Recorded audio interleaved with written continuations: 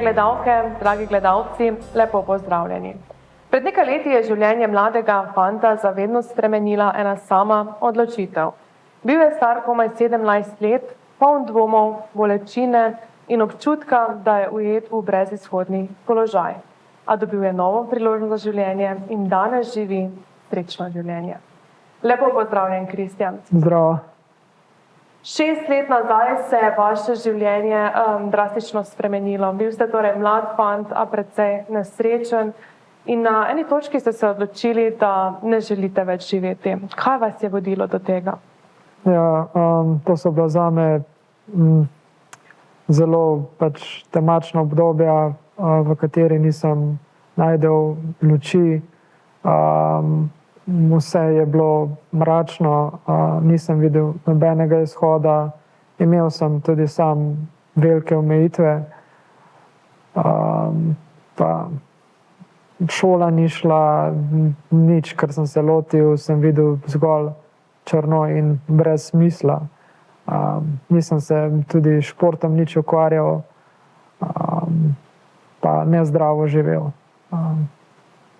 Ampak nekako vedno, ko pride do tega, da nekdo mlad poskusi storiti samomor ali ga stori, se vprašamo, kaj ga je vodilo do tega. Če bi imel mogoče kakšno minuto več za razmislek, bi se odločil drugače. Ste se tudi vi srečali s tem vprašanjem? Ja, definitivno sem se, vendar v tistem trenutku ne vidiš tega nič, ampak to je bilo tako eksplozivno, da ampak če bi se le dalo, sam osebno bolj ne bi mogel najti tega izhoda. Ampak ja. Pa se je že prej kaj takega zgodilo, da ste se počutili brezizhodno? Ali je to bila ena taka sama edina situacija? Večkrat, ampak ja, očitno mi življenje ni bilo namenjeno umreti, zgolj le živeti in najti ta pravo luč, ta izhod, to pot in ostati tako, kot se zagre. Dejali ste, da je bilo vse tako na hitro, pa vendar, ko ste se odločili, da greste pod vlak, ste sploh razmišljali o čem v tistem trenutku? Se spomnite trenutka, ko ste to storili? Ja, se ja. Bilo je 2019, 11. marec ob 5:06 zjutraj. Ja, sem se odločil, da bom naredil samomor. Bil je neuspešen. Vse se spomnim in zavedam se tega.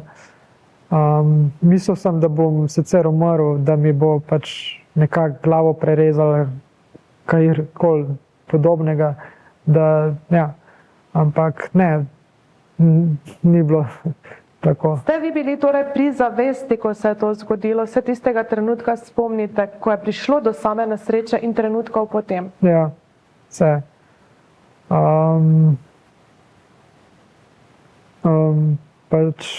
Ko sem videl vlak, da se bo približeval, da je začel se gibati, sem bil na levi strani tirnic in potem, ko je dobil neko hitrost, sem se tudi jaz pognal v šprint in potem pred njega skočil. In potem te občutke sem prav na sebi čutil, to težo, kakšna je to teža, sila, da komaj dihaš pod vlakom, toliko je vse tesno. In potem, ko en cajta sem se še malo okoli vrtel, pa ko je ustavil, sem pa sam videl, kako kri teče iz razmesarenih rok. Noge sem tudi, videl, ampak sem bil vsaj, sem rekel, ta prva beseda, ko sem jo izgovoril, je bila, vsaj leva noga mi je ostala. Potem je strojevodja dal vlak nazaj in potem je prišel dol in Potem so čez 15 minut reševalci prišli, zdravnica. Potem sem šel v splošno bolnico Jesenice in potem s helikopterjem v UKC Ljubljana, kjer sem se zbudil. Tako kot ste omenili, življenje vam je dalo novo priložnost. Mogoče v tistem trenutku, razen tega, kot ste dejali, vseeno noga mi je ostala, pa vendar še niste dojeli mogoče tega tako resno, da imate novo možnost za bolj polno in srečno življenje. Pa vendar, ko pa so vas seznanili s tem, kako hude so dejansko poškodbe, se pravi, vi ste ostali brez noge, brez roke in na drugi strani brez dlani. Potem so mogli mi še dodatno amputirati desno nogo, ker pač pri desni mi je šel samo pač gleženj in potem so mogli skrajšati, da bo dobro za protezo nožno.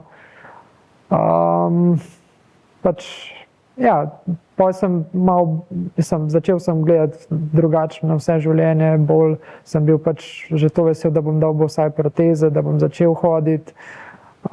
Čeprav so bile res te bolečine, po noči nisem mogel spati, veliko tablet, okoli 8 tablet na dan pojesti in potem skozi rehabilitacijo in ves proces sem postal pač boljši, dobil sem pa totalno drug pogled na življenje.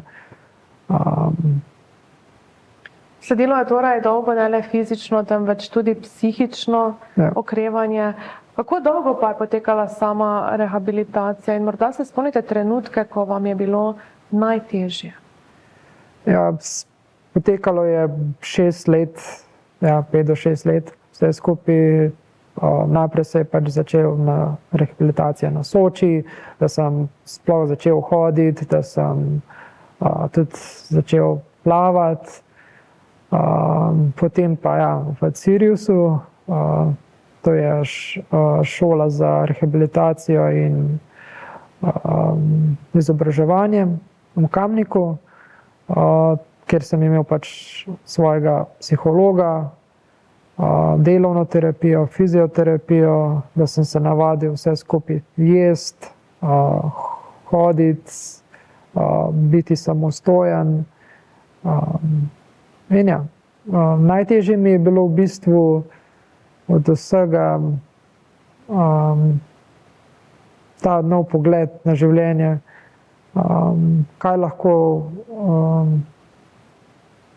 kako lahko pač živim s tem naprej. To mi je bilo. Ste morali morda na neki točki oprostiti sami sebi, če lahko tako rečem, da ste lahko šli naprej?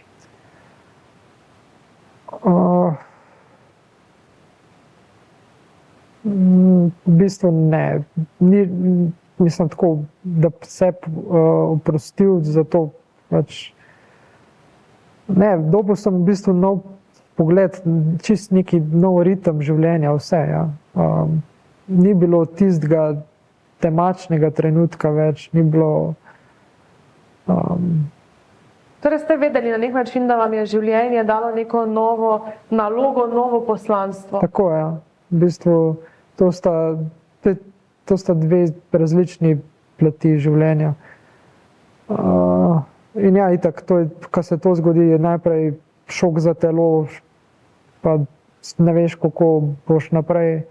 Ampak se boriš in potem, Danes lahko počnete tako rekoč vse, kar si želite? V bistvu, večinoma, vse, kar si želim, Jaz mislim, da je čas, da malo naši gledalci pokukajo vaš vsak dan, pa si pogledajo, kako izgleda. Se strinjate? No pa poglejmo.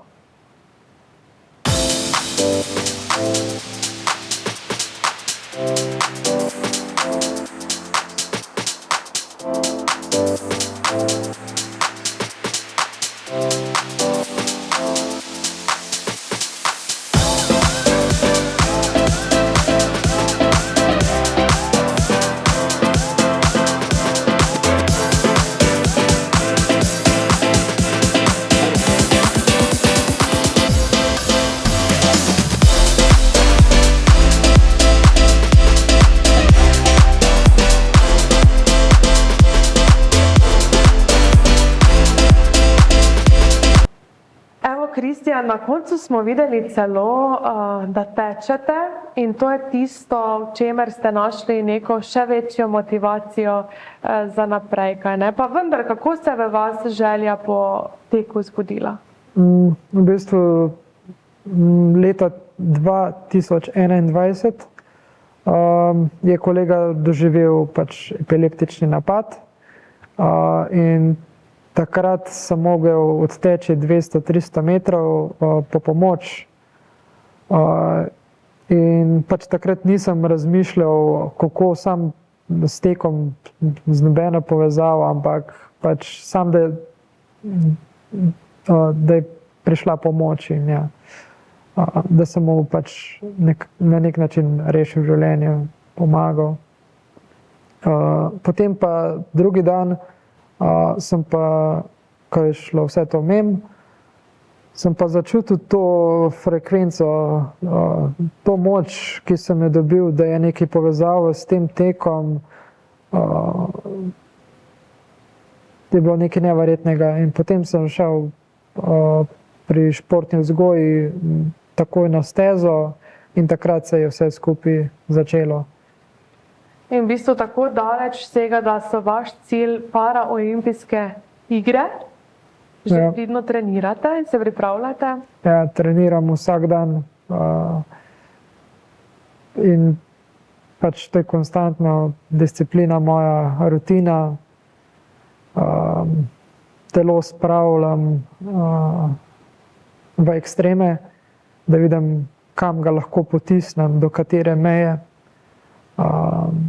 Zato pa potrebujem seveda tudi športno tekaško protezo, ki je tudi zdaj že zbrana. Torej, točno to, velik del je odvisno od vas, pa vendar za dosego svojih ciljev ste potrebovali športno protezo in pred nekaj dnevi se je uspešno zaključilo zbiranje sredstev. Kako hvaležni ste ljudem, da ste lahko po zaslugih teh donacij korak bližje svojim sanjam? Ja, to je pa v bistvu moč skupnosti in vesel sem, da so ljudje, da so začutili to pač stisko, da na nek način, da tudi jaz njim dajem upanje in oni meni. To je nekaj res neverjetnega. Pa če se sedaj morda vrneva še korak nazaj. Tudi terapevtska oblika pomoči je bila pri vas velikega pomena. Kako ste doživljali torej to terapevtsko podporo? Ste še danes morda deležni? Ja, terapevtsko, ja, zelo sem bil hvaležen, da sem imel toliko dobre strokovne delavce, da so bili skozi ob meni in da so mi dali pravilno znanje in ta proces je zelo bil težek,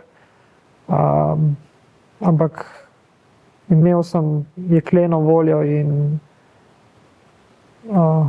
moč, da smo skupaj šli skozi vse in da nam je ratal. Kako pomembno je, da ljudje, ki se srečajo s takšnimi ali drugačnimi situacijami, najdejo potem nekaj, kar jih žene naprej. Verjetno je tek tisti, ki je vam vlil največjo samozavest nazaj. Ja, v bistvu to je čist, tek je zame bil nov način in ritem življenja. In ta življenjski slog mi zelo ustreza. S tem še bolj spoznavam sebe in kaj lahko naredim tudi jaz. Športom, z vsemi krepi me, naredi še bolj močnejšega. In, ja. Sedaj, ko ste omenjali tisti čas, ko ste se počutili, da ni pomoči za vas, ena izmed stvari, ki ste omenili, je, da nisem se ukvarjal z nobenim športom. Je to ena stvar, ki bi priporočali torej otrokom, najstnikom, da najdejo že takrat nekaj, kar jih motivira in jim dala tisto pozitivo za naprej, tudi v tistih težkih pubertetniških časih? Ja, definitivno, ker pač Šport je to, da daš neko energijo ven iz sebe, da se potrudiš, da pač, ja, to je tudi neko druženje, skupnost, spoznavaš sebe, želiš biti boljši, močnejši in ja, gre tudi za gibanje in mentalno si tudi boljši vse. Gre samo pač pozitivno, dokler ni res tisti ekstrem, ki je pa tudi včasih pametno narediti en korak tudi nazaj. Sedaj omenila sva to športno protezo, za katero ste uspeli zbrati sredstva, pa vendar tudi sicer je pomembna finančna podpora za vse športnike. Še posebej se mi zdi, da se daje zadnje čase več poudarka tudi paraolimpijskim športnikom. Pa vi, torej, odkot črpate torej to pomoč, imate sponzorje? Bi si mogoče še želeli koga pridobiti? Trenutno sponzorjev še nimam. Drugače pa ja, vidim, da drugi da dobijo dovolj športniki, da so deležni nekih donacij, sponzorjev. No, osebno sem zelo srečen, da sem dobil pomoč iz botrstva, da so mi pomagali. Seveda pa itak ja, podpiram, da ker pač finance so del energije, ki jih vsak športnik rab, da začne še bolj trenirati z boljšimi pripomočki, ja, in s hrano, z vsem, kar spada, in ja, podpiram to. Pa če se dotakneva še malo vašega vsakdana. Praktično vi se že zjutraj zbudite z mislijo na tek, trenirate čisto vsak dan. Ja. Če je dobro vreme, grem tudi malo dlje. Tam, ko jaz živim v Javorniškem Rotu, grem tudi na Golico teč. Drugače pa v Kranju treniram, v klubu. Se odpeljem z vlakom do Kranja in potem z avtobusom do stadiona in potem tam treniram. Potem grem še tudi v fitness. In potem naredim še stretching, joga seveda, in tako hitro poteka dan. So vam morda tudi drugi slovenski parašportniki v velik zgled, motivacijo? Kdo je mogoče na slovenski ravni vaš največji vzornik? Moj največji vzornik je, kar se tiče parašporta, nasploh Darko Đurić. On je pač njega sem v živo srečal, spoznal in mi je največji zgled od parašportnikov in želim si, da bom nekoč tudi jaz tak. Kako si želite navdihovati druge, ki se znajdejo v podobni stiski, kot ste se sami pred nekaj leti znašli? Ja, želim nasploh vsakmu pokazati, kje so omejitve, v bistvu, da jih ni, tako na fizičen način, pa odvisen, zdaj rad bi tudi drugim pomagal s pogovori, ja, motivacijski govori, kaj takega. Ker sem pač s kolegom sem že dostikrat svetoval, ker so bili v stiski, pa sem jim svetoval, kako iz tega, pa so pa tudi oni prišli iz tega ven. Zdaj nekako vsi se kdaj znajdemo v situaciji, ko imamo neke dvome, strahove. Kako se vi danes soočate z njimi? Verjetno jih na drugačen način predelujete, kot ste jih nekoč. Ja, definitivno. Če pridejo dvom, jih pač odstranim oziroma naredim neko akcijo. Temu jaz tako pravim, da se jih znebim oziroma da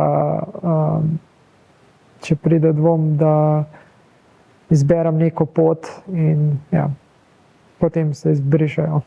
In nekako vi danes dokazujete, da se da marsikaj storiti. Preto danes sem vas vprašala, ali morda razen te nožne proteze uporabljate še kakšno, pa ste mi povedali, da praktično ne, da ste se načrtno naučili živeti tako brez. Ja. Tu pa tam si pomagate. Ja, v bistvu, da se pač obrijem, pa uporabljam ročno protezo, tako si dam brivnik gor in potem obrijem. Drugače pa imam svoje pripomočke, pač vilico, žlico, tak tulc, ki sem si ga naprintal s 3D tiskalnikom, da jem, imam tudi pač žlico za čevlje obuvati. Skratka, za vsako stvar, ki jo naredim, imam narejen pripomoček. Drugače pa sem se navadil pač brez rok in tudi ne treniral možgane, pač, da jih sploh nikoli ni bilo. To je bilo pa res tako na začetku dosti težko, ampak potem, ko se možgani navadijo, pač, ko je še telo dovolj mlado in vse skupaj, je tudi bistveno lažje. Kristjan, če bi se lahko vrnili nazaj v tisto obdobje, kaj bi želeli povedati tistemu 17-letniku, ki se je tako slabo počutil, da je skočil pod vlak? Da obstaja pot, ni važno, kako temno je, da vedno obstaja pot in da ne le vztraja, da nikoli ne obupa. Kaj ne rečem, naj bo to sporočilo za vse, ki se znajdejo v težki situaciji, se jim zdi, da ni izhoda. Sicer pa ves čas med oddajo ste imeli na ekranu izpisane različne telefonske, kamor se lahko, ukolikor se znajdete v težki situaciji, obrnete na pomoč. Sicer pa mislim, da je Kristjanova zgodba ena velika motivacija za naprej, da se vse da, če se hoče, in lahko ste hvaležni, da vam je življenje dalo novo priložnost. Želim vam vso srečo na paraolimpijskih igrah in hvala, ker ste svojo zgodbo delili z nami. Hvala tudi vam. Hvala tudi vam, da ste bili v Novi družbi. Tako kot vedno, ostanite na VKTV, mi pa se znova vidimo prihodnji četrtek.